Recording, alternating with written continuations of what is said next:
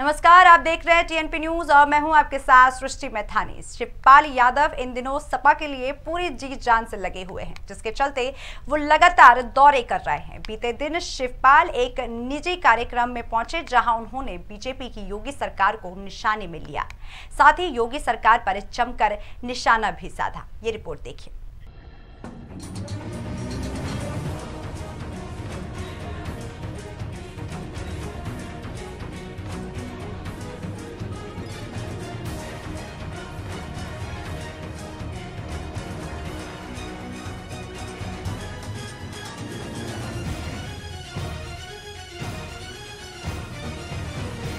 मैनपुरी से सांसद रहे मुलायम सिंह यादव के निधन के बाद भाई शिवपाल अब पूरी तरह से सपा के हो चुके हैं।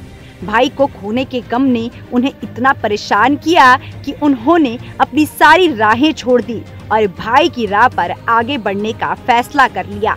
तभी तो भाई की विरासत को आगे बढ़ाते हुए उन्होंने प्रसपा का सपा में विलय कर लिया। कभी पद की इच्छा के लिए पार्टी से अलग हुए शिवपाल अब पद की इच्छा त्याग चुके हैं। वो मीडिया में पहले भी बोल चुके हैं कि उन्हें पद की कोई इच्छा नहीं है और अब आजीवन समाजवादी पार्टी में ही रहेंगे। तभी तो शिवपाल पार्टी के लिए कुछ भी कर गुजरने को तैयार हैं और मुखर रूप से बीजेपी पर हमलावर हो गए हैं। इटावा की जसवंत नगर की विधानसभा सीट से विधायक शिवपाल बीते दिन एक निजी कार्यक्रम के उद्घाटन में पहुंचे थे।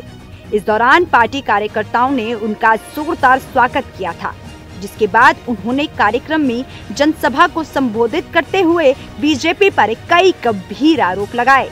उन्होंने कहा कि बीजेपी फर्जी मुकदमे दर्ज कर उनकी पार्टी के कार्यकर्ताओं को परेशान कर रही है। इस बीच उन्होंने आजम खान पर लगे मुकदमों पर भी बीजेपी पर एक खूब तंज कसे।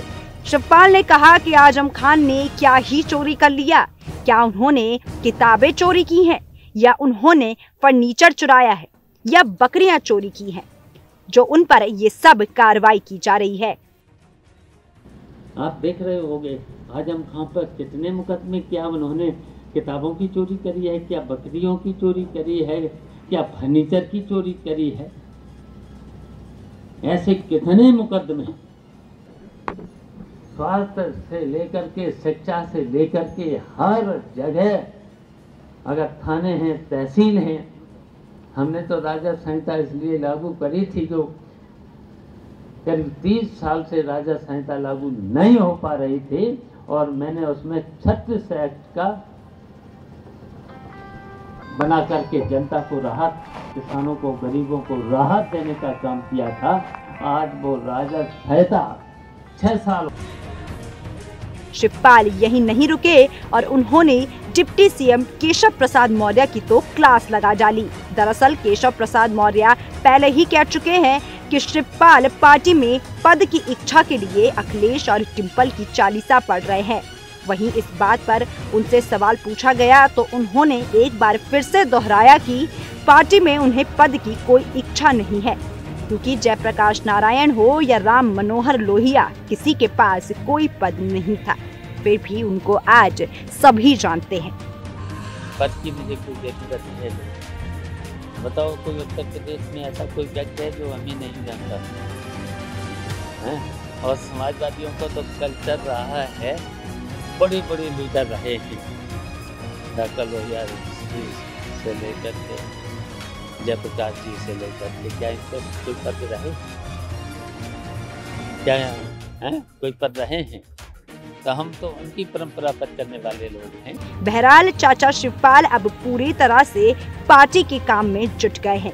बीते दिनों बहू डिम्पल और उनकी बेटी पर हुए अमर्यादित टिप्पणियों पर उन्होंने जिस अंदाज में चेतावनी दी थी, उससे स्पष्ट है कि अब वे किसी भी कीमत पर पार्टी के सम्मान और सिद्धांतों से समझौता नहीं करेंगे और अपने दिवंगत भाई की विरासत को आगे बढ़ाते रहेंगे। Bureau report, TNP news.